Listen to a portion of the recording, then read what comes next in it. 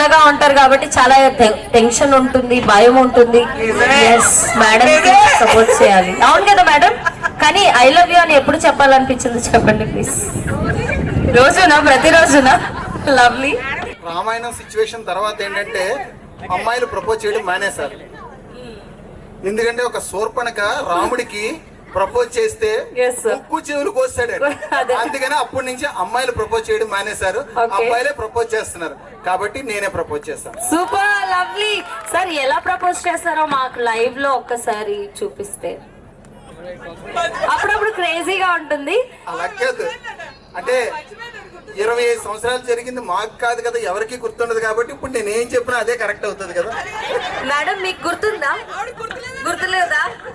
కానీ ఏంటంటే నేను మాత్రం పట్టుబట్టి లలితని తెలుసుకున్నారు. Super. Lalitha Sahasranamam. Super, lovely. నిజంగా పెళ్ళైన తర్వాత ఆటోమేటిక్ గా అలా ఫాలో అయిపోతూ ఉండాలి, కొన్ని తప్పదు. మా ఇంట్లో 2 ఉంటదండి. నేనేమో లలితా సహస్రనామ పారాయణం చేస్తాను, మా తమ్ముడేమో గీతా పారాయణం చేస్తాను. మీ ఫీలింగ్స్? ఇన్ని సంవత్సరాలు నేను చాలా హ్యాపీగా ఉన్నాను.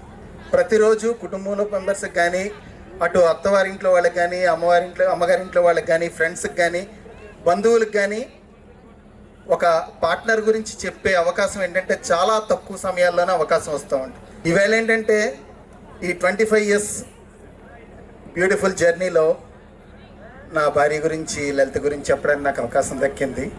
Only 1 word, I'm very happy with her. Lovely, super.